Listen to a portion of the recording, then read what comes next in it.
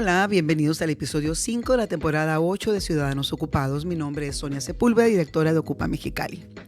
La historia política y social reciente de nuestro país no sería posible sin una institución ciudadana y profesional como lo es el Instituto Nacional Electoral. Pero la democracia que hoy gozamos está amenazada. Hoy me da mucho gusto recibir en este espacio a la maestra Liliana Díaz de León Zapata, vocal ejecutiva del INE de Baja California. Liliana, bienvenida. Muchísimas gracias a ti, Sonia, por el espacio y por la invitación. Es en verdad un gusto el estar aquí para poder platicar con ustedes. Excelente, a mí también me da mucho gusto conocerte en persona porque te veo mucho en medios y sé mucho de ti, pero bueno, ahora me tocó ya verte, ahora sí, de cara a cara y me da mucho gusto. Esperemos pues seguir viéndonos y poder estar apoyándonos mutuamente para seguir viviendo en esto que se llama democracia. Claro que sí, cuenta con ello. Excelente. Bueno, para las personas que nos van a ver y nos van a escuchar y que a lo mejor pues, no te ubican muy bien, me gustaría que los pusieras un poquito en contexto. ¿De dónde eres? ¿Qué estudiaste? ¿Algo de tu trayectoria, Liliana? Bueno, pues soy originaria de San Luis Potosí. Hermoso San Luis Potosí. Sí, estudié la licenciatura en Derecho y posteriormente hice una maestría en Derecho Político Electoral. He trabajado en distintas instituciones, incluso antes de dedicarme a la materia electoral estuve trabajando en el Supremo Tribunal de Justicia del Estado de San Luis Potosí, pero después mi vida dio un giro y me dediqué a la materia electoral. He trabajado en organismos públicos locales, que son las autoridades administrativas a nivel estatal, tanto en San Luis Potosí como en Puebla. Después concursé para ingresar al INE y desde el 2014 tengo el gusto y privilegio de formar parte del Servicio Profesional Electoral Nacional. He estado en Hidalgo en una junta distrital ejecutiva como vocal secretaria distrital.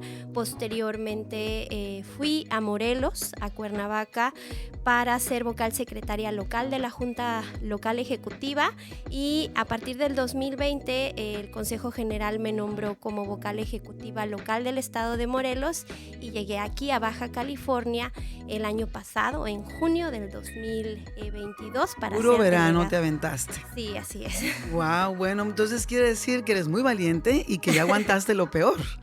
Así es, me gustan los retos. Ya te estoy viendo. Así es, y pues bueno, ha sido a grandes rasgos mi trayectoria en la materia electoral y pues de forma profesional a lo que me he dedicado. Excelente, bueno, pues vamos a entrar en materia, como se dice por ahí, ¿no? Y antes de platicar sobre la estructura de lo que, pues, de la estructura del INE y de lo que está sucediendo actualmente también con él, me gustaría que nos platicaras cómo surge en ti esta vocación profesional de lo electoral, porque no es algo común, no es algo fácil, ni que tenga así como que mucho rating, porque de repente es medio complicado. Y me acabas de decir que estudiaste Derecho y luego una especialidad en Derecho Político Electoral. ¿Qué te atrapó de este tema? ¿Cómo decides o cómo encuentras la vocación? Bueno, primero estudié Derecho porque soy una persona altamente sensible a las injusticias, entonces decidí estudiar Derecho precisamente por esta razón. Creo que pues el valor de la justicia es muy importante y al final lo que busca es dar a cada quien en igualdad de condiciones y también lo que merece, y en una sociedad como la nuestra, en un estado de derecho, la justicia es sumamente importante, por eso decidí estudiar Derecho. De hecho, yo pensé que me iba a dedicar a la materia penal, incluso trabajé en el Supremo Tribunal de Justicia en San Luis Potosí, pero algunas prácticas institucionales, las cuales no voy a abordar, me hicieron cambiar el giro y pues bueno, me invitaron a trabajar en el Consejo Estatal Electoral y de Participación Ciudadana en San Luis Potosí en el 2012. Fue mi primera experiencia en materia electoral. Realmente yo acudí ahí atendiendo una convocatoria para ver de qué iba. Incluso yo llegué a pensar en algún momento, antes de dedicarme a la materia electoral, sí llegué a cuestionar cómo se organizaban los procesos electorales, cómo se elegían a nuestros representantes, y creo que la mejor experiencia que pude tener fue formar parte de la institución electoral para darme cuenta de cómo se organizan las cosas. Y en aquel entonces, en el 2012, tuve una experiencia que fue como lo que me enganchó con la materia electoral. En un cómputo que es ya la parte después de la jornada electoral en la que se cuentan los votos y se asientan los resultados, era un cómputo municipal del municipio de Cerrito, San Luis Potosí. Son aproximadamente como 15,000 personas en la lista nominal, y en el cómputo hubo una serie de situaciones en las cuales tomaron el consejo municipal, nos privaron de la libertad, estuve hasta las 2 de la mañana ahí, ya no se podía contar porque los consejeros incluso renunciaron. Y pues bueno, quien era mi jefe en aquel entonces me dijo que teníamos que llevarnos las actas, llevamos las actas, el cómputo lo atrajo el Consejo Estatal Electoral, y con esto lo que se logró fue que durante muchos años había gobernado un partido, cambia en esa elección en particular a otro partido, y el saber que yo contribuí a que la voluntad popular prevaleciera, pues realmente fue lo que me enganchó a la materia electoral. Es esa parte de contribuir a la paz social a través de mi trabajo en la materia electoral. Qué padre que algo que conocías por encima, de repente lo haces pues una ocasión, pero lo más padre es que lo haces una pasión, y eso es bien interesante, porque cuando estamos apasionados por lo que hacemos, lo tratamos de hacer lo mejor que podemos y siempre damos el extra, ¿no? Entonces eso es padrísimo, me encanta. Gracias por compartirlo, porque pues eso yo creo que va a motivar a muchas personas a entender que a veces pues no nada más es leer noticias o platicar en el café o con los amigos o las amigas ciertos temas, sino que hay que participar de lleno en ciertos temas, y más cuando son tan importantes como en este momento, que es nuestra democracia, ¿verdad? Hemos escuchado sobre el INE muchas cosas, y más recientemente, tristemente. Algunas que son ciertas, otras que pues mucha gente las dice sin fundamento, y muchas más pues que son realmente sin un conocimiento real del cómo se compone el Instituto Nacional Electoral. Para entender un poquito de esto, sí me gustaría que nos platicaras o desglosáramos más o menos cómo se compone el INE, o sea, qué responsabilidades tiene pues cada una de estas áreas, para que pues no podemos defender a veces lo que no conocemos. Entonces aquí sería bien importante conocer esta parte. Bueno, pues te voy a explicar lo que es el Instituto Nacional Electoral actualmente en su estructura, porque precisamente con las reformas que están en juego cambia sustancialmente la estructura que tiene el Instituto Nacional Electoral. Y como toda institución, que en este caso es una institución nacional, tenemos organización tanto en oficinas centrales como en las entidades federativas. El INE se organiza para su funcionamiento, tiene órganos de dirección, ejecutivos, técnicos, y lo más importante, o el órgano de dirección más importante que tenemos, es el Consejo General, que es donde vemos las sesiones, que están sentadas nuestras consejeras y consejeros, y ese lo preside el consejero presidente, que en este momento es el consejero Lorenzo Córdoba.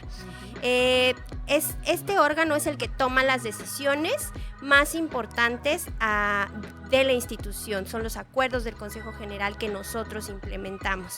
Ellos cuentan también con apoyo, o más bien para su organización hay comisiones que van viendo tema por tema para posteriormente poder discutirlo en Consejo General. Tenemos direcciones ejecutivas que están marcadas en la ley y que ven temas tan relevantes como el Registro Federal de Electores, es decir, los módulos de atención ciudadana donde tramitamos nuestras credenciales, la de organización electoral, la de capacitación electoral y educación cívica, entre otras.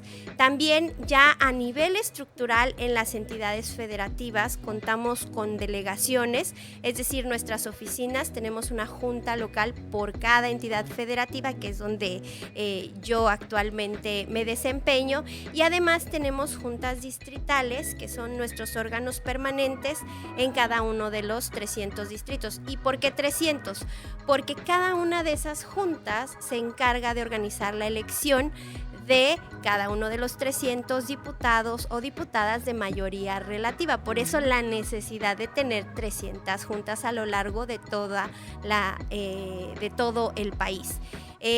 Además de esto, hay otros órganos como son, por ejemplo, el órgano interno de control, la unidad técnica de transparencia, dependiendo de cada uno de los temas que tenemos.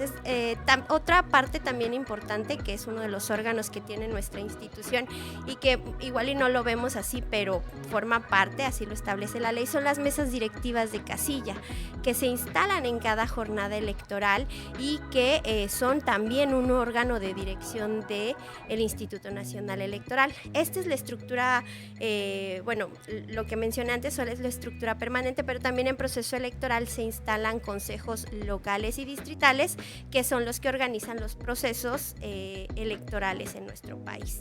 Ok, la verdad es que es toda una organización de personas preparadas que tienen una carrera en este tema electoral, que se ve a nivel macro, de tal manera que también funciona como en el nivel micro. Así es. O sea, esas juntas donde está el presidente como Lorenzo Córdoba, pues está en cada uno de los estados y, como dices tú, en cada uno de los distritos que pues están a través de todo nuestro país. Entonces, a veces de repente pues nos confundimos creyendo que son muchas personas, muchas cosas y que es todo un tema y es un rollote. Pues se necesita ese rollote para poder tener el control. De hecho, quiero darte un dato. En un índice académico a nivel internacional en el cual fueron evaluadas 179 países respecto de la capacidad operativa, las instituciones electorales, de esos 179 países evaluados, México está en los primeros 10 lugares.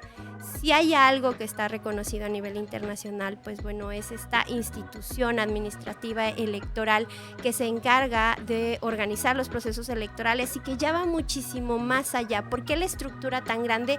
Porque son una gran cantidad de atribuciones las que tiene el Instituto Nacional Electoral y que en función a eso es que nos organizamos. Ahora bien, imagínate qué se necesita para que en un solo día, que me gusta mucho dar este ejemplo porque representa muy bien la magnitud de la institución. En un solo día, que es el día de la jornada electoral, debemos cubrir cada rincón del país. Instalamos en la última elección más de 161,000 casillas y en un solo día el INE cubre y alcanza a la totalidad de las personas que se encuentran en la lista nominal. De esa magnitud es la estructura del Instituto Nacional Electoral. Además, también es bien interesante entender que en toda esta estructura, esos días, está padrísimo que la ciudadanía también participa. Entonces, también tienes que coadyuvar toda la parte administrativa, operativa, con esos ciudadanos que participamos. Y también me encanta y me llena de orgullo cuando otros países nos invitan pues a ser observadores y ver qué es lo que pasa en sus fiestas democráticas de los días de votación. Y que te inviten, pues yo creo que no es de a gratis, es porque realmente pues ven esa parte importante o esa parte buena o esa parte interesante que maneja nuestro Instituto Nacional Electoral. Entonces, bueno, por algo ha de ser que te invitan a ser observador. Entonces, bueno, yo creo que tiene todo de bueno y yo no le veo nada de malo. Pero bueno, vamos a seguir platicando sobre esto. Aquí en Ocupa buscamos incentivar por todos los métodos la participación ciudadana. Siempre queremos que los ciudadanos sean los que se empoderen, que entiendan que si tú no tienes el power, pues difícilmente vas a ser parte de las tomas de decisiones ni de los cambios de voluntades políticas que necesitamos ir generando, pues para ir avanzando, siendo pues un mejor municipio, un mejor estado, un mejor país. Por ello, pues la defensa que traemos muy ardua a favor del INE, para nosotros ha sido evidentemente de vital importancia. El llamado Plan B de la reforma electoral ya fue aprobado por legisladores, ya está en revisión por la Suprema Corte de Justicia de la Nación. Primeramente, en pocas palabras y muy claro, ¿en qué consiste este famoso Plan B? Bueno, el Plan B es un conjunto de modificaciones a la legislación en materia electoral. Y antes de irme específicamente a las modificaciones en sí, creo que necesitamos un poquito de contexto para poder ubicarnos en el momento que vive no solo el país, sino particularmente la institución en el marco de organización de los procesos electorales. Estamos en la antesala del proceso electoral 2023-2024, que de nueva cuenta será el proceso más grande, porque lógicamente la población ha incrementado y tendremos que instalar más casillas. Será la más competida, tendremos de nueva cuenta muchas elecciones concurrentes. Y en este momento estamos en un plan B porque hubo un plan A. Y ese plan A lo que buscaba era modificar la Constitución y con ello la manera en que se elegían a las y los consejeros del Instituto Nacional Electoral, las figuras de diputaciones, buscaba disminuir el número de diputaciones, pero no como se señalaba de que eliminara los de representación proporcional, porque realmente lo que se eliminaba era la mayoría relativa. Entre otros muchos cambios, destacando por ejemplo el paso del padrón electoral a otra institución.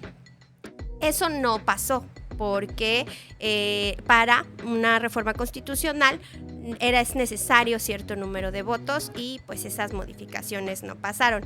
Viene este plan B, que así es conocido por todas y todos porque así le llamaron. Popularmente conocido como el plan B, y modifica no una, sino 6 leyes. De hecho, parte del plan B ya hasta fue publicado, impugnado y suspendido porque modificaba lo relativo a la comunicación, este esquema de comunicación que tanto se ha trabajado y que pues tiene tantas reglas, particularmente porque incide en la equidad en la contienda, que es uno de los principios básicos para que podamos tener procesos electorales confiables y equitativos y que los resultados pues sean los mejores posibles. Ahora, hay otra parte del plan B, que son las modificaciones a la Ley General de Instituciones y Procedimientos Electorales, que es la que nos dice cómo vamos a organizar un proceso electoral y cómo se organiza el Instituto Nacional Electoral, además de otras leyes que se modifican, como la Ley General de Partidos Políticos, que realmente poco se ha hablado de esas modificaciones y que hay porque muchos no les conviene, cambios. Por eso. Sí, hay muchos cambios también en esa ley. ¿En qué consisten específicamente los cambios? Yo creo que los dividiría en 3 grupos. Aquellos que afectan la estructura del Instituto Nacional Electoral porque eliminan gran parte del servicio profesional electoral nacional que se encuentra en las juntas distritales ejecutivas. Estas juntas que hace un momento yo comentaba que debe de estar una en cada uno de los distritos porque es el personal profesional, que vale la pena señalar, la Constitución dice que el INE debe de contar con personal profesional y que desde la creación del Instituto Federal Electoral han estado sus cargos en la ley, las y los vocales de juntas distritales ejecutivas. Hay, también en estas modificaciones estructurales hay modificaciones a las direcciones ejecutivas, fusionan direcciones que no necesariamente comparten materia, es decir, ponen a direcciones que hacen cosas distintas en una misma dirección. Y pues bueno, esos son como los cambios estructurales, de manera muy resumida. Hay otros cambios que son cambios procedimentales que afectan la manera en que organizamos nuestros procesos electorales. Uno muy particular, la integración de las mesas directivas de casilla.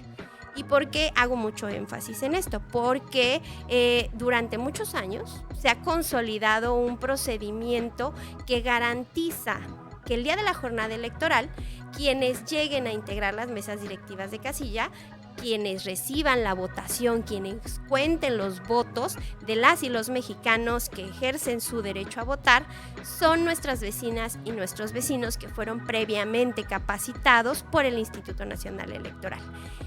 Este procedimiento pues se ve modificado en este plan B también, porque se reducen los tiempos, se cambian las reglas, ya no se insacula al 13% de las y los ciudadanos que están en la lista nominal, sino solamente al 10%, y señala que no tenemos que visitarlos a todos, nada más a cierto número óptimo. Entonces, son cambios sustanciales a procedimientos que se han consolidado para la organización de nuestros procesos electorales. Este es solamente un ejemplo. Hay también cambios, por ejemplo, a lo que tiene que ver con la acreditación de representantes de partido político, en la manera en que se van a trasladar los paquetes electorales, los cómputos también tienen modificación. ¿Y esto en qué impacta? Pues impacta en la manera en que organizamos el proceso electoral. Incluso un dato que forma parte de este plan B. Actualmente nosotros contamos con 9 meses para organizar un proceso electoral. El plan B nos acorta ese plazo a 6 meses y medio, pero las actividades se tienen que seguir llevando a cabo. Entonces, realmente el impacto cuando juntas estas dos esferas, la estructura del Instituto Nacional Electoral, es decir, perder aquellas figuras que durante más de 30 años han garantizado el desarrollo de la operación de los procesos electorales, y la modificación de las reglas, si lo juntas, pues bueno, es una receta para un desastre de alguna forma. Obviamente el instituto está en este momento incluso implementando la reforma. El Consejo General tendrá que tomar las medidas necesarias porque los artículos transitorios les dan plazos muy cortos para que tomen las decisiones y que en el mes de agosto ya esté la nueva estructura, pero es un hecho que con estas modificaciones a los procedimientos y a la estructura, pues la calidad de los procesos que hasta este momento ha garantizado el Instituto Nacional Electoral no será necesariamente la misma. Además, hay otras modificaciones que afectan la equidad en la contienda, porque pues, se reforman las leyes que permiten incluso a estos actores políticos participar o emitir comentarios a lo largo del proceso electoral que pudieran afectar la equidad de la contienda porque se modifique este esquema de comunicación. Esas modificaciones incluso ahorita ya están suspendidas porque esas controversias constitucionales ya se les dio trámite y la Suprema Corte de Justicia de la Nación ya las tiene en sus manos. Son muchos cambios, realmente creo que necesitamos dedicarnos varios días a explicar a detalle todas las modificaciones que se dan, porque por ejemplo de la ley la LEGIPE, que es nuestra norma en la cual organizamos los procesos, se modifica más de la mitad de los artículos. Son más de 250 artículos que se modifican y pues definitivamente hay nuevas reglas para la organización de los procesos electorales. Sí, yo creo que no tenemos ni siquiera la idea de la magnitud de lo que representa todo esto que está sucediendo. Es complejo, es difícil de entender para los ciudadanos, y eso también complica que las personas que realmente de conciencia y de corazón están de acuerdo o a favor del INE, de repente no entender muchas situaciones. Y los que están en contra también entran en el desconocimiento para nada más pelear por pelear porque no saben ni qué rollo. O sea, es algo bien, bien complejo. Pero, ok, ya nos explicaste el famoso plan B. Ahora me gustaría, en dado caso, porque se supone que son muchas cosas que se están presentando en una mesa para hacer un cambio estructural.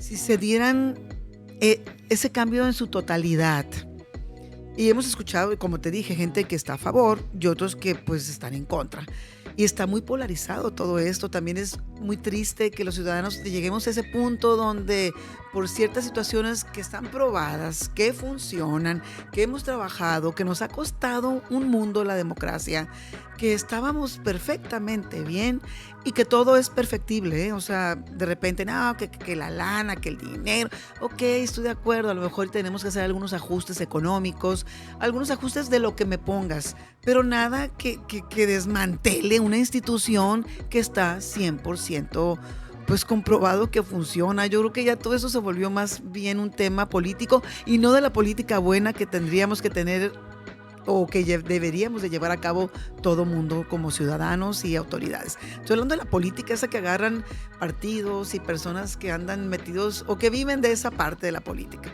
Qué triste que se haya vuelto ese tema. A mí sí me gustaría ya nada más así concretamente, para que nos quede claro que si no hacemos nada, nos va a llevar la que nos trajo. O sea, ¿cuáles son las consecuencias reales de ese plan B si llega a funcionar como se está proponiendo? Pues, o sea, ¿en qué nos va a afectar realmente?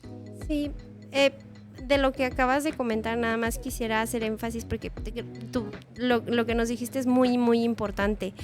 Estamos en un momento en el cual se han dicho muchas medias verdades y muchas mentiras completas, y eso afecta mucho la calidad de la democracia en nuestro país.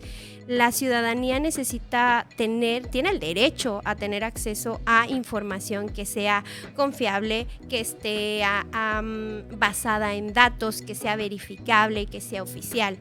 Y anda rondando mucha información que no necesariamente lo es. Entonces sí es muy importante que se acerquen al Instituto Nacional Electoral para que podamos darles esos datos. Incluso tenemos un informe publicado en nuestra página sobre cuáles son todos los efectos. Son más de 160 hojas. que son... Para que nos des la página, porque claro de repente, digo, es muy fácil encontrarla, pero vamos a ponerles en la mesa el ABC de dónde encontrarla. Exactamente. Sí, les vamos a dar todo el acceso a esa información para si quieren ver como los detalles ya más concretos. Creo que es muy importante que nos enfoquemos en por qué sale este plan B. Como tú ya lo comentabas, estamos hablando de una iniciativa que se presenta a partir de generar economías, porque señalan que los procesos electorales son muy caros. Bueno, actualmente un dato muy importante es que en el 2017 el presupuesto del INE eran 35 centavos de cada 100 pesos. Actualmente son 20 centavos de cada 100 pesos y nos estamos enfocando en esos 20 centavos como si reducir esos 20 centavos fuera a generar la gran parte de los cambios, de los problemas reales que tiene nuestro país, cuando estamos dejando de lado los otros 98.80 pesos del resto de los 100 pesos. Efectivamente, coincido contigo, el instituto tiene áreas de oportunidad que podemos mejorar. Sin embargo, los cambios que se están haciendo poco tienen que ver con la narrativa que se ha construido sobre, por ejemplo, el tema de los salarios de las y los consejeros. Nada tiene que ver los cambios al proceso de integración de mesas directivas de casilla con el dinero que ganan las y los consejeros. Entonces no existe una justificación en las modificaciones y la narrativa que se ha construido. Sobre cuáles son los efectos específicamente de este plan B y de qué manera puede incidir para las y los ciudadanos la calidad de la democracia que tenemos y de los procesos electorales y los resultados confiables que hasta este momento ha entregado el Instituto Nacional Electoral. Nada más del 2014 a la fecha, hemos organizado como Instituto Nacional Electoral 331 jornadas electorales, 331 jornadas electorales que han salido bien, que se han instalado las casillas, que se han recuperado los paquetes, que se han contabilizado los votos y que a la fecha tenemos autoridades electas a través de la voluntad popular y que tenemos un bien jurídico tutelado que es muy importante, que es la paz pública.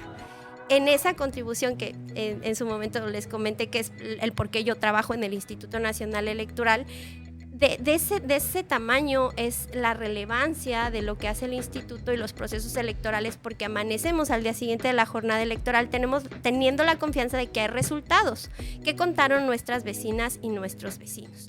Las modificaciones que hace el Plan B destruyen una parte sustancial de lo que tiene el instituto, que lo caracteriza y que es una parte que tiene mucho valor, que es el Servicio Profesional Electoral Nacional. Cuando fue creado el Instituto Federal Electoral se señaló que debía de contar con personal profesional. ¿Por qué?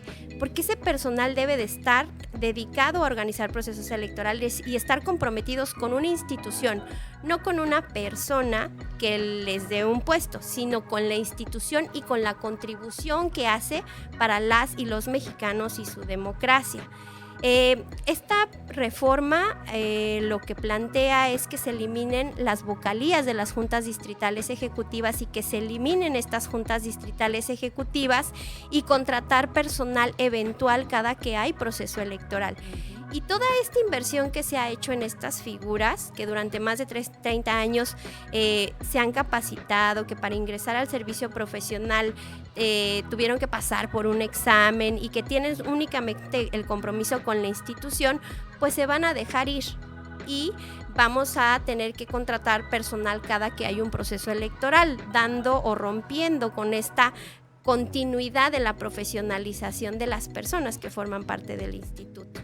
También este cambio a las reglas de cómo se organizan los procesos, la reducción de los tiempos, incide en la calidad de los procesos electorales. Hace un momento tú comentabas esta parte de que nos invitan como observadores internacionales. Tuve el privilegio de ir recientemente a Ecuador precisamente porque me comisionaron para ser observadora internacional en las elecciones que hubo en febrero en Ecuador.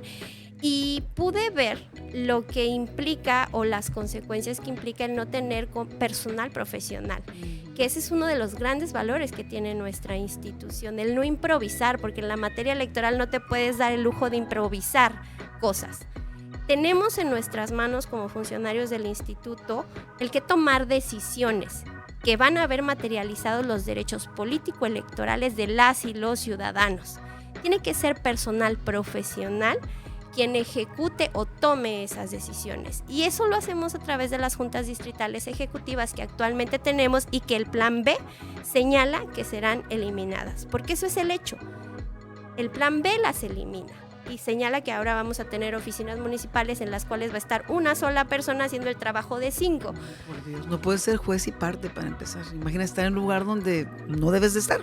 Así es, y también elimina juntas distritales, por ejemplo, a nosotros como de Baja California nos afecta particularmente porque solamente en Tijuana tenemos 4. Y con el esquema del Plan B hay una regla que dice que si hay varios distritos en un solo municipio, solamente se va a quedar una oficina municipal. Es decir, de las 4 juntas distritales que actualmente tenemos en Tijuana, solamente va a quedar una. En Mexicali son 3. Va a quedar una nada más y eso disminuye la capacidad de operación también del Instituto Nacional Electoral, porque es falso que fuera de proceso electoral no tengamos actividades. El esquema del Plan B lo que señala es que se contrata personal eventual y desaparecen tan pronto como se acaba el proceso electoral.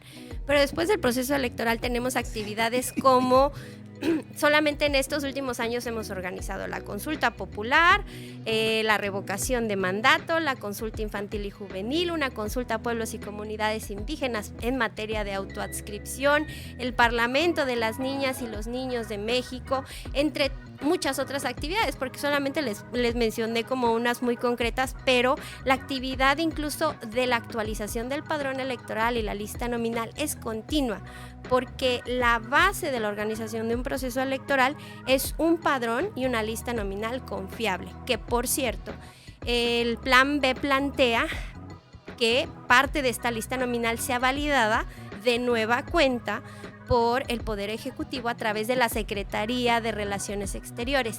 Específicamente la lista nominal de mexicanas y mexicanos residentes en el extranjero, las modificaciones planteadas a la ley que ya están aprobadas, que ya son parte incluso de la nueva redacción de la LEGIPE, señalan que el instituto tendrá que darle la lista a la Secretaría de Relaciones Exteriores para que ellos validen quiénes son las mexicanas y los mexicanos que van a votar desde el extranjero.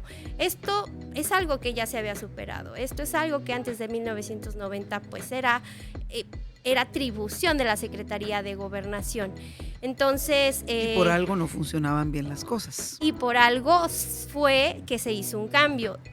Y eso que acabas de mencionar es muy importante. Cada candado que está en nuestra legislación tiene una razón de ser. Las modificaciones que durante muchos años se han hecho a la legislación electoral es porque pues, siempre se encuentra algún recoveco por ahí que impacta en el desarrollo de los procesos electorales, y lo que han buscado las reformas en materia electoral que hemos tenido han sido fortalecer en todo momento nuestro sistema electoral, la calidad de la democracia que tenemos, el cómo organizamos los procesos electorales. Entonces, los cambios que tiene el Plan B en algunos casos incluso son retrocesos a lo que actualmente o todo lo que llegamos a alcanzar hasta este momento. Son muchos los impactos que hay y digo, realmente no nos alcanza el tiempo para poder señalarlos con precisión, pero por ejemplo eso es un impacto real, por ejemplo, el cómo se va a estar validando ahora la lista nominal de mexicanas y mexicanos residentes en el extranjero. También hay una parte que tiene que ver con algo que se ha consolidado, que es la paridad en, incluso por ejemplo ahora la Cámara de Diputadas y Diputados, que es la paridad total. Traigo unos datos que son avances, y igual y me remito mucho a datos, pero porque esos datos lo que nos dan son la evidencia de lo que se ha construido. Es una manera de medir, pues, Ajá, de no medir es, lo que se está haciendo. No es decir por decir. Está avalado con datos que son verificables. Avances en temas de paridad. En el 2014, el Congreso de la Unión estaba representado por 254 mujeres y 374 hombres. Actualmente es 50-50. En el 2014, el 26% de las diputaciones locales estaba representadas por mujeres, solamente el 26%. Actualmente es el 54% de representación de mujeres. En el 2014, el 7% de municipios, alcaldías, estaba representado por mujeres. Actualmente es el 26%. ¿Y por qué señalo estos datos? Porque también el INE ha trabajado mucho temas que, como que ha sido el formular acciones afirmativas para alcanzar la paridad que ahora vemos representada en el Congreso de la Unión, y que incluso en el último proceso electoral se tomaron para poder avanzar en temas de grupos vulnerables como las juventudes, como personas que pertenecen a comunidades indígenas, como personas con discapacidad, incluso personas que son migrantes. Se tomaron acciones que permitieron que más de 60 diputadas y diputados que actualmente integran la Cámara de Diputados representen estos grupos vulnerables. Y las modificaciones del Plan B señalan que ahora esas candidaturas se van a reducir a 25. Entonces, si bien por primera vez, porque esta es la parte de las verdades a medias, efectivamente por primera vez se está legislando en materia de acciones afirmativas en la ley. Sin embargo, esas acciones afirmativas son menos de lo que ya habíamos alcanzado. Entonces, ese es otro tema muy concreto que forma parte de la reforma. Y hay otros temas de lo que hablábamos en relación a la Ley General de Partidos Políticos, que pues de alguna forma benefician también a los partidos políticos y que no se han mencionado. Seguramente has escuchado el tema de los fideicomisos y de que el INE tiene fideicomisos y que no son transparentes. Nada más una acotación. Claro que son transparentes. En cada sesión ordinaria se rinde un informe, y la propia ley general de acceso a la información nos obliga a publicar información de los fideicomisos, y todo está al alcance de la ciudadanía. Sin embargo, con el Plan B, lo que se planea es que esos fideicomisos desaparecen. Uno está enfocado al fortalecimiento de, por ejemplo, los módulos de atención ciudadana, que estén en perfectas condiciones para atender a la ciudadanía, y el otro es para atender el pasivo laboral, es decir, cuando una persona ya se retira del Instituto Nacional Electoral, contar con recursos para poder darles la liquidación, ¿no? Esos desaparecerían, pero por ejemplo en los partidos políticos se da la ventaja de que si llegando al final del año hay un remanente, se puedan quedar con ese remanente y no reintegrarlo a la federación y conservarlo en un fideicomiso. Entonces, bueno, esa también forma parte del Plan B. Qué increíble. Lo verdaderamente preocupante es que tenemos que entender que lo que realmente es caro es vivir en un país sin democracia. Eso es lo que tenemos que entender. Yo prefiero, porque digo, lo pagamos los ciudadanos, esto no lo paga un gobierno. El ciudadano paga la parte funcional del INE, y yo con gusto lo pago siempre y cuando viva en democracia. No me imagino estando en México sin una democracia clara y ciudadana al 100%. Entonces, aguas con eso. Y no es un costo, es un valor, o sea, es lo que vale realmente la inversión que hacemos en democracia, que el presupuesto del instituto, nada más 1 de cada 3 pesos que tiene el Instituto Nacional Electoral se va a la actualización del padrón electoral y la lista nominal, es decir, el funcionamiento de los módulos de atención ciudadana, y el resto se distribuye en el resto de las actividades que tiene el instituto, que son muchísimas. Y hace un momento comentabas esta parte de lo del costo, y creo que no ha quedado claro que no podemos comparar peras con manzanas, no nos pueden comparar con otros países porque otros países funcionan distinto, otros países tienen realidades distintas. En el caso de México hemos pasado por por una evolución en nuestro sistema electoral que nos ha obligado a tener una estructura más grande, a atender mayores actividades, el tema de la fiscalización. No todos los países fiscalizan como en el caso, nosotros lo hacemos en México. El tema del monitoreo a medios de comunicación para verificar que el pautado se esté cumpliendo, es decir, el acceso que tienen los partidos políticos a radio y televisión. Son muchas las actividades que realizamos como Instituto Nacional Electoral, que por cierto se ven materializadas en resultados que son públicos, que tienen al alcance de sus manos las y los ciudadanos, y en función de ese número de atribuciones es que se ve reflejado en el presupuesto del Instituto Nacional Electoral, que reitero, son 20 centavos de cada 100 pesos que forman parte del presupuesto de la Federación. Y se ve reflejado en lo que ha sucedido en nuestro país. Ha habido alternancia. Veníamos de un sistema donde por años y años teníamos un solo partido que era el que ganaba las elecciones. Cambian las situaciones y hemos vivido una alternancia. De hecho, el partido que está en este momento llegó claramente con los votos que recibieron sin ningún problema. Yo no entiendo cuál es la cerrazón de cabeza de entender que tenemos que cuidar nuestro sistema democrático, de cómo elegimos a las autoridades que trabajan para nosotros en nuestro país. Así es. No entiendo, por más que me lo explican, no lo puedo entender, y la verdad, ojalá que todos nos tomemos un tiempo para entender esta situación y poder llegar a hacer algo, porque no puede ser que estemos así, pues. Incluso a partir de la creación del Instituto Nacional Electoral, una de las primeras tareas que se tuvo fue precisamente un proceso de creación de nuevos partidos políticos. El INE le dio su registro como partido político nacional al partido político que está actualmente en el poder, y en nuestro sistema el registro de partidos políticos tiene una puerta giratoria. Son las y los ciudadanos quienes les dan el registro, pero también son las y los ciudadanos quienes se lo quitan. Hay muchos partidos políticos nacionales que surgieron en el 2014, que estuvieron también en el proceso electoral anterior, pero que se han ido porque no consiguieron los votos de las y los mexicanos.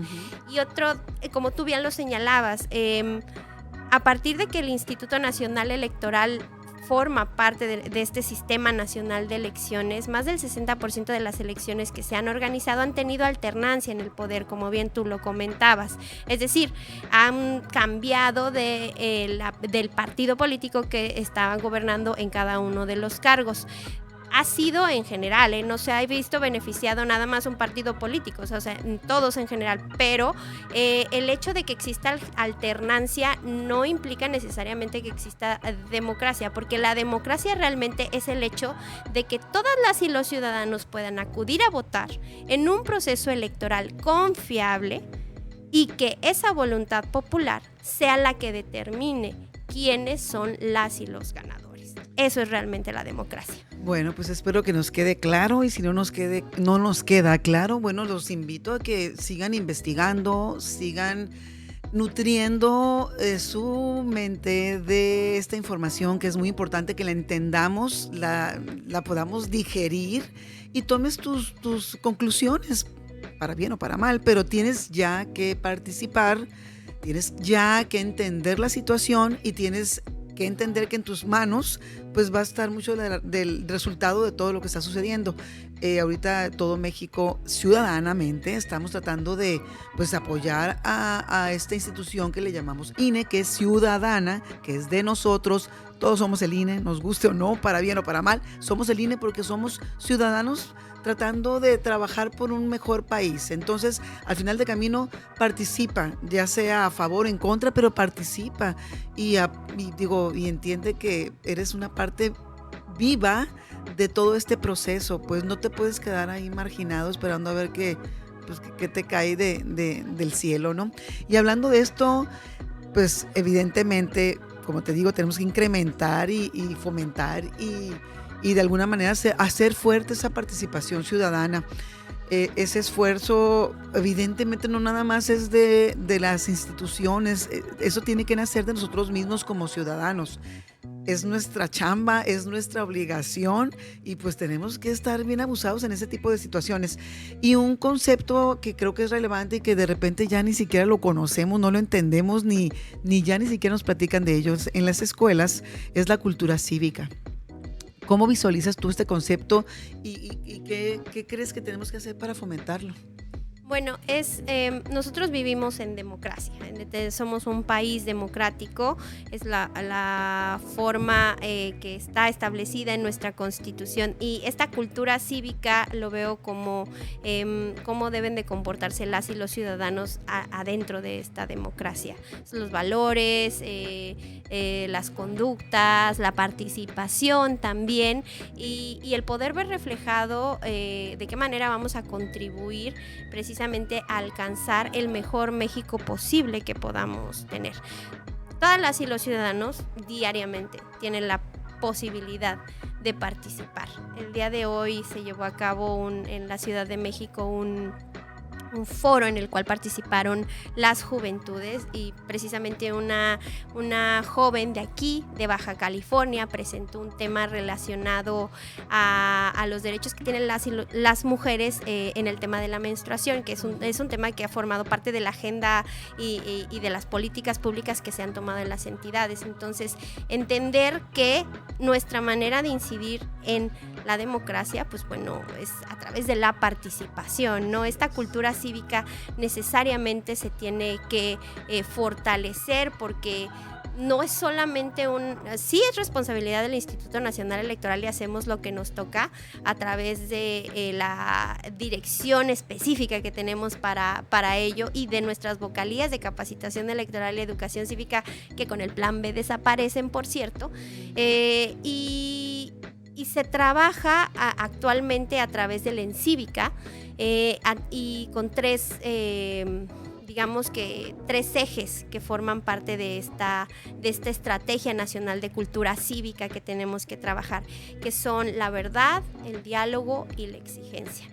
La verdad, definitivamente, porque pues bueno, las y los ciudadanos tienen el derecho a conocer la información de qué es lo que está pasando en nuestro país, que es un derecho humano que está establecido en la Constitución, el derecho de acceso a la información.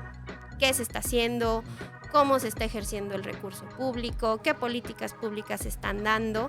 El diálogo, porque son las y los ciudadanos quienes también deben de exigir a las autoridades que se rindan cuentas. Y la exigencia, porque pues bueno, debe de existir esta mejora continua, esta supervisión por parte de la ciudadanía a lo que hacen nuestros gobernantes y cómo lo están haciendo.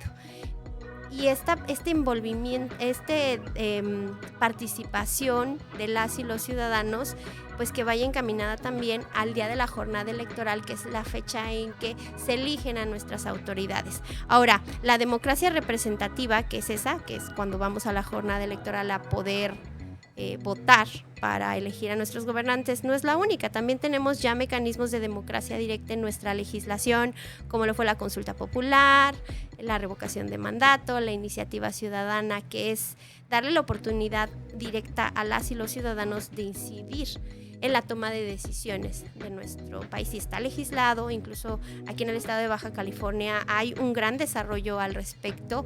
En otras entidades vemos también el tema del presupuesto participativo, que es dedicar específicamente a los temas que quieran las y los ciudadanos, que se elijan democráticamente una parte del presupuesto y trabajar ese tema para poder desarrollarlo. Entonces, pues esta participación, esta cultura cívica que forma parte de lo que deben de tener las y los ciudadanos para participar. Hablando ahorita lo acabas de comentar, el voto, un derecho y una obligación que debemos de ejercer. En Baja California, tristemente, malamente, como le quieras poner, somos un ejemplo nacional de abstencionismo. A mí me da vergüenza decirlo, porque no puedo entender cómo no puedes ejercer un derecho que tenemos a votar. En Baja California solo 3 de cada 10 personas van y votan, o sea, 3 personas deciden nuestro futuro en los gobiernos, y creo que es algo muy pobre para un estado tan pujante, tan echado para adelante, donde han salido aquí de Baja California muchas cosas muy importantes para México en general. Y la verdad me da mucha pena, pero ¿cómo podemos abatir esa apatía o ese me vale gorro o ese desinterés ciudadano para ir a votar cuando tenemos que hacerlo? Este tema es muy, muy interesante y muy relevante. Coincido contigo en lo que señalas. Baja California es un estado... desde que llegué me he dado cuenta de que es un estado muy relevante. Incluso antes de que el Instituto Federal Electoral empezara a trabajar el tema de la credencialización, Baja California ya lo estaba haciendo. Fueron los primeros en trabajarlo. El primer estado donde se dio la alternancia también. Entonces, esta parte del por qué la gente no vota es una materia hasta de estudio. De hecho, recientemente firmamos un convenio con el IEBC y con el COLEF precisamente para hacer un estudio sobre el abstencionismo en el estado de Baja California. Lo que buscamos es saber y conocer las razones por las cuales directamente preguntarle a las y los ciudadanos, ¿tú por qué no estás votando? ¿Por qué si tienes este derecho, que también está como obligación en la Constitución, pero que no existe ningún medio coercitivo para poder obligar a la ciudadanía? En otros países hay multas, aquí en el caso pues no existe eso. Entonces es como el derecho ciudadano de acudir a votar, y no lo están haciendo. Ya cuando tenga los resultados de ese informe, con muchísimo gusto vengo y los presento, porque creo que va a ser materia de mucha discusión. Nos va a encantar escucharlo, porque yo no lo puedo entender. Pero también forma parte de que las y los ciudadanos asuman el papel que tienen dentro del funcionamiento de nuestro país. O sea, esta parte, ¿por qué la señalo? Muchas veces el hecho de que la gente no logre identificar de qué manera se va a ver materializado o de qué manera incide el que el día de la jornada electoral acuda a la casilla a elegir a sus gobernantes, creo que forma parte también del por qué no lo hace. Creo que se debe de conocer específicamente qué hacen las autoridades o qué atribuciones tienen, de qué decisiones van a estar tomando que van a afectar el día a día de las y los ciudadanos, porque no pueden pensar que si no deciden el día de la jornada electoral no va a haber repercusiones en su día a día, porque formamos parte de este país. Lo que ocurra y las decisiones que tomen nuestras autoridades nos van a afectar en el ámbito personal. Entonces se tiene que conocer cuáles son las atribuciones, por ejemplo, de quienes forman parte de un ayuntamiento, del Congreso del Estado, del Congreso de la Nación, del presidente de la República. ¿Cuáles son las decisiones que van a estar tomando? ¿Cuáles son las atribuciones que tienen y de qué manera pueden beneficiar o perjudicar a una persona? Yo estoy convencida de que la gente participa. Creo que lo vemos cuando hay marchas, cuando hay causas, porque cada ciudadano y ciudadana tiene una causa. Acaba de pasar el 8 de marzo y fue una marcha distinta, incluso puedo decir, que creo yo, porque se vieron muchas causas en esas marchas. Ya hasta el tema de la violencia vicaria tenía un apartado en la marcha de la Ciudad de México. Hay muchas causas y creo que la gente debe de saber que para que esos cambios que quiere que se legislen, deben de tener aliados en cargos importantes como el Congreso de la Unión. Que sean aliados que representen sus intereses, porque no solo basta con que tomemos las calles, sino que también exijamos que esas personas que llegan a esos cargos de elección popular atiendan las necesidades de las y los mexicanos. Lo increíble es que ese es un hecho que que debiera ser, Ajá. pero la bronca es que nosotros como ciudadanos no lo exigimos. Estamos como estamos porque no participamos. Sucede lo que sucede porque no entendemos, no nos tomamos el tiempo de investigar, de conocer, de aprender ciertas situaciones que yo sé que a todo el mundo nos da flojera, estoy de acuerdo, y todo el mundo andamos en miles de cosas. Tenemos que trabajar, tenemos hijos, tenemos un papá, tenemos una mamá, tenemos miles de cosas, pero eso no te exime de entender que tienes que ser un ciudadano responsable. Al ojo del amo engorda el caballo. Si no te pones las pilas, te van a ver la cara. Pues entonces, sé que es un esfuerzo que te quita tiempo, cabeza y a veces hasta dinero, lo que tú quieras. Pero tenemos que ejercerlo, tenemos que hacer. Insisto, si tú no lo haces, ¿quién lo va a hacer? Pues tenemos que entender que tenemos que exigir a las autoridades que hagan la parte que le toca hacer a un diputado, a un senador, a un presidente municipal, a un gobernador, y así nos vamos, pues, o sea, no esperemos que ellos nos vengan a resolver las cosas que ni siquiera saben qué es lo que nos aqueja. Sí, hay que decidir. Tú tienes la decisión. Así es. Hazla valer, pues, haz valer tu voto, haz valer tu conciencia, tu pensamiento y las cosas que quieres, pues. Así es, después de las jornadas electorales, pues la ciudadanía tendrá el derecho de quejarse definitivamente, incluso si no fueron a votar, porque pues es un derecho, el derecho a la libre expresión y manifestación de las ideas está en la Constitución, pero tal vez no tenga la legitimidad, porque no acudieron el día de la jornada electoral a ejercer su derecho al voto y elegir a quienes les estarán representando. Pues ahí yo no voy a estar de acuerdo contigo, Liliana. Si no votas, no te quejes, ¿eh?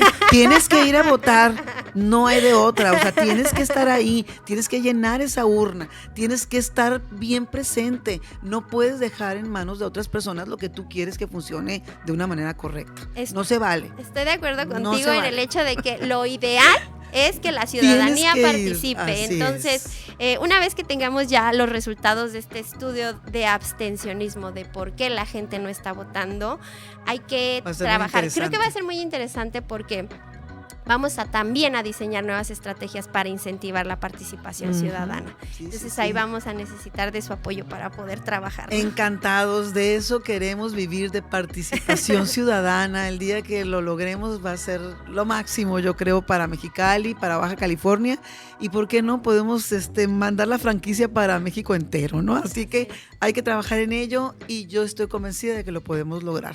Así es, la toma de conciencia ciudadana.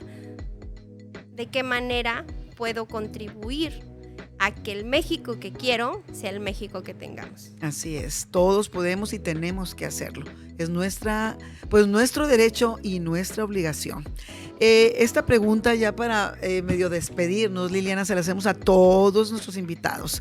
Yo sé que tienes poquito tiempo aquí en Mexicali, pero me supongo que como todas las personas que llegan a Mexicali, en un 2x3 se enamoran de nuestra ciudad porque somos muy lindos. La ciudad a lo mejor no es lo que todavía queremos tener a la mano, pero creo que la estamos construyendo todavía. Es una ciudad muy joven. Ayer cumplimos apenas 120 años, que se oyen muchos, pero son poquitos para una ciudad, y yo creo que vamos a ir pues avanzando a pasos agigantados si todos participamos. Me gustaría preguntarte, ¿cuál es la visión del Mexicali que te gustaría ver? Para poder contestar esta pregunta, sí quisiera referirme a un concepto que tenemos en la Constitución sobre la democracia. ¿Cómo entender la democracia? De hecho, lo encontramos en el artículo 3 que habla sobre la educación. Que será democrático considerando a la democracia no solamente como una estructura jurídica y un régimen político, que es elegir a nuestros representantes, sino como un sistema de vida fundado en el constante mejoramiento económico, social y cultural. Yo quisiera una Mexicali democrática, con la mejor democracia posible, pero que ello también sea visto como una forma de vida en la cual se involucren constantemente las y los ciudadanos, que la ciudadanía participe activamente para alcanzar y contribuir a que ese Mexicali que se quiere sea el Mexicali que tengamos todas y todos, porque lo merecemos como ciudadanas y ciudadanos, el mejor Mexicali posible. Wow, me encantó porque es una realidad bien cañona, ¿eh? Todos en algún momento pues ejercemos la democracia. Estás en tu casa y vas a hacer el desayuno y tú quieres hacer huevos con chorizo y los demás quieren hot cakes y son la mayoría, te fregaste y te los vas a desayunar a todo dar, no te preocupes, no te va a pasar nada. Tienes que encontrar esos puntos de acuerdo donde la mayoría pues va a obtener el bien común. La democracia la tenemos que ejercer en tu casa, en tu trabajo, con tus amistades, cuando vas a lugares donde a lo mejor vas emprendiendo una amistad nueva con un grupo de personas o participas en un grupo de personas. La democracia es básica para el buen ser de una sociedad. No la perdamos. La verdad es que nos da mucho y creo que no nos quita nada. Así es. De las pocas cositas que nos da mucho y no nos quita nada. Es la mejor forma de organización en la que se es. tome en cuenta la participación y el punto de vista de todas y todos. Con el ejemplo que acabas de dar, creo que podemos describir perfectamente la participación y que el hecho de que, bueno, está bien, no fue lo que yo quería desayunar, pero al menos opiné. Y mañana tendremos otra vez la oportunidad de expresar nuestra elección y tal vez el día de mañana otras personas ya consideren que quieren desayunar lo mismo que tú. Así y entonces, pues bueno, la decisión será otra. Así es. Pero todos los días vivimos en democracia, en todos los ámbitos de nuestra vida.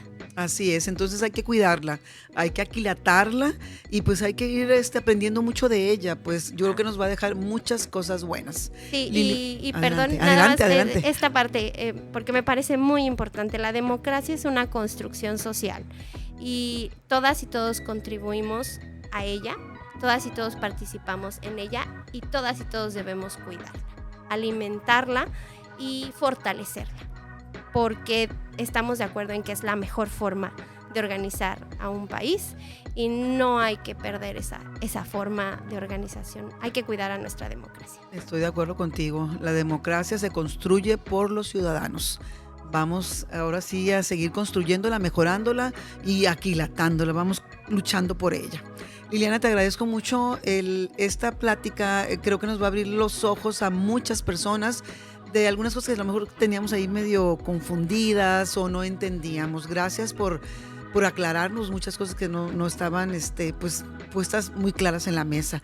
Nuestra ciudad, nuestro estado, nuestro país entero requiere de ciudadanos comprometidos y con una vocación de servicio a nuestra democracia y a nuestro país. El trabajo que desarrollas en el INE, la verdad, es muy importante para nosotros, que lo que haces tú, lo que hacen todos tus compañeros a nivel estatal, local, nacional, la verdad es que es de agradecerse. Yo estuve cerquita ahí con ustedes porque me dediqué en 2 procesos a ser una consejera ciudadana. Me encantó ver que lo que vi me convenció de que se hacen las cosas bien, transparentes e incluyentes, porque ahí no va el que no quiere ir a participar. La verdad es que yo metería las manos al fuego por cómo se hacen las cosas y cómo suceden las cosas. Yo en lo personal lo agradezco y espero que lo podamos seguir haciendo igual, porque si nos hacen todos estos desastres que traemos con el plan B, pues va a ser un poco complicado. Pero estoy consciente de que vamos a seguir luchando por él para seguir trabajando como veníamos trabajando. Cuenta con el apoyo de Ocupa en lo que podamos pues trabajar en equipo, en lo que podamos difundir de acciones que ustedes generan. Encantados de la vida. Así que pues muchísimas gracias por estar aquí. Muchísimas gracias a ti por el espacio. Estoy convencida de que el Instituto Nacional Electoral, INE en el cual he tenido el privilegio de trabajar, es la mejor institución del Estado mexicano. Ojalá que se pueda conservar de esa manera. Obviamente habrá muchas cosas que mejorar, pero nuestras compañeras y compañeros a lo largo de todo el país tienen esa visión conjunta de que lo que hacemos importa, porque estamos garantizando el ejercicio de los derechos político-electorales y otros muchos derechos de las y los ciudadanos, y estamos comprometidos precisamente con las y los mexicanos para que así sea. Es una misión, no es sencilla. Ahorita que decías esta parte, creo que me acordé de muchas veces que mis conocidos me dicen, es que ¿qué haces a esta hora en la oficina? Porque estás un sábado, un domingo no hay trabajando. horas. Es ¿No? porque tenemos el compromiso con la ciudadanía para que se haga el trabajo, y todos tenemos esa meta. Mientras estemos en el Instituto Nacional Electoral, vamos a contribuir a la democracia de nuestro país y a fortalecer lo que se ha construido y a garantizar que los derechos de las y los mexicanos sean respetados. Excelente, estamos en buenas manos. A ustedes, ciudadanos, les agradezco la atención a este espacio. Los invito a escuchar los demás episodios de Ciudadanos Ocupados que encontrarán en todas las plataformas digitales. Síganos en nuestras redes sociales como OcupaMX y en nuestro portal ocupamx.com. Agradecemos al Grupo Educativo 16 de septiembre y a Fase Cero Estudio las facilidades para grabación de este episodio. Liliana, muchísimas gracias. Muchas gracias a ti, Sonia. Gracias.